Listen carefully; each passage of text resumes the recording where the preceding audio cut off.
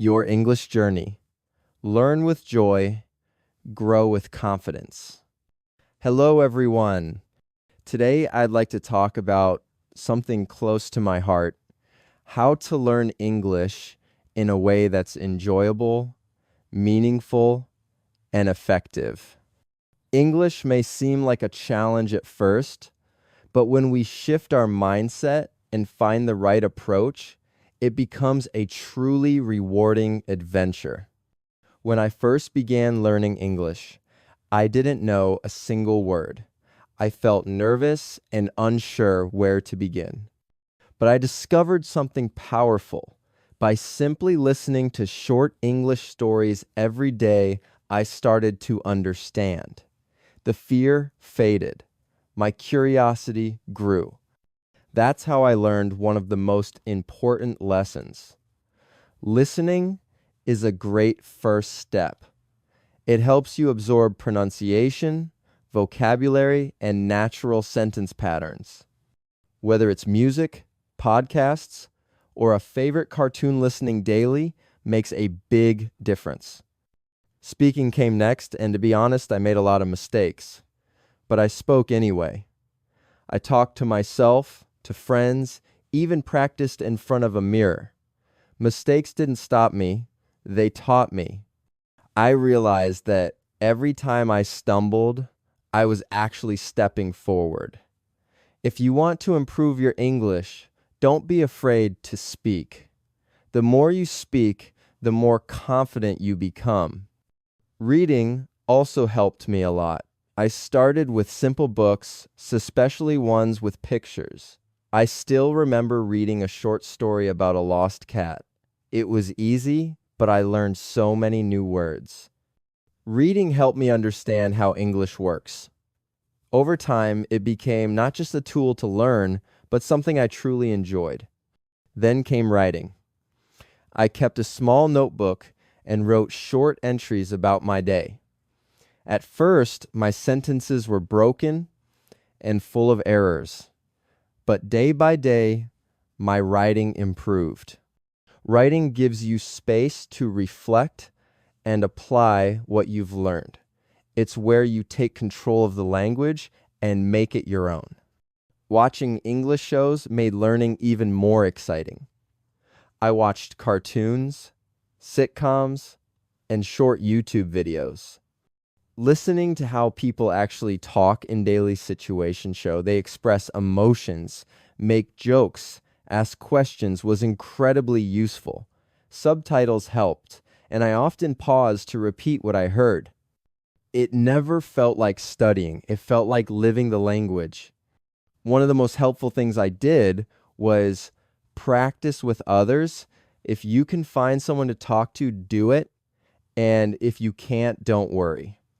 Online communities, voice chats, or even talking to yourself can help. I had a friend who spoke English very well, and we practiced daily. She corrected my mistakes kindly, and that made a huge impact.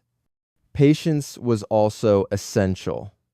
There were days when I felt stuck, frustrated, or too slow. But I kept going. I reminded myself that progress isn't always visible immediately. Every little effort adds up. Be kind to yourself. Learning a language takes time. A dictionary became my close companion. Whether a physical book or an app, it helped me explore new words, understand their meanings, and learn how to use them. Whenever I heard or read a new word, I looked it up, tried saying it out loud, and used it in a sentence. This simple habit helped my vocabulary grow steadily. I also found joy in learning through games.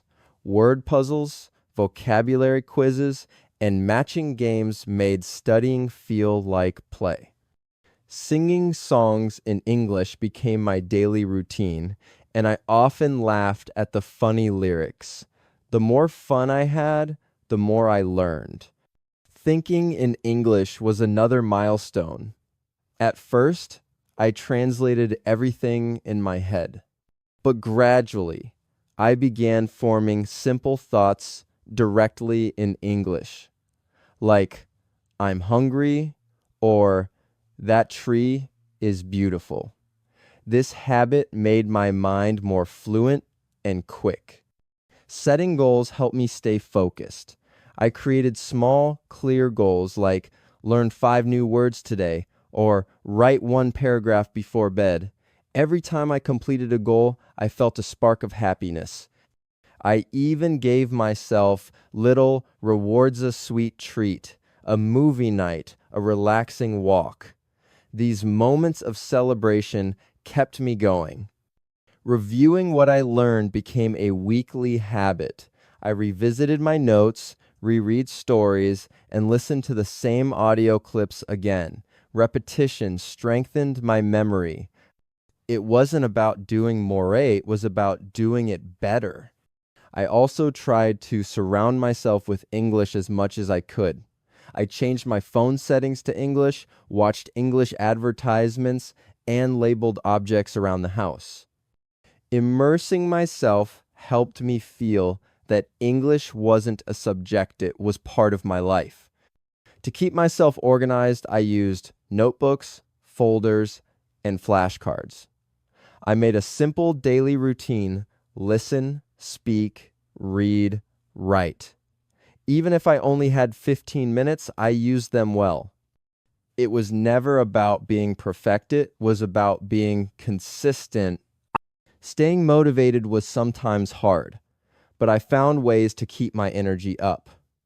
I remembered why I started. I surrounded myself with supportive friends. I focused on my progress, not perfection.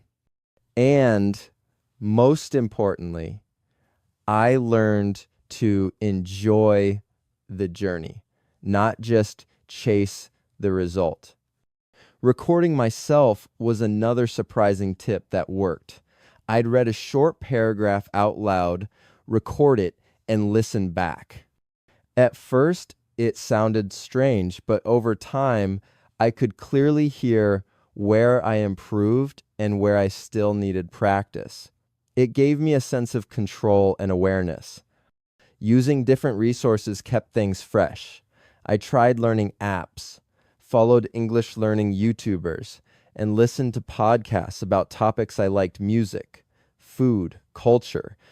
Exploring new ways of learning made the experience feel more personal and exciting. I also stopped comparing myself to others. Everyone learns at their own pace.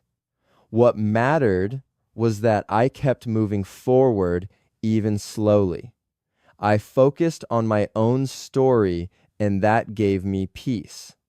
Creativity helped too.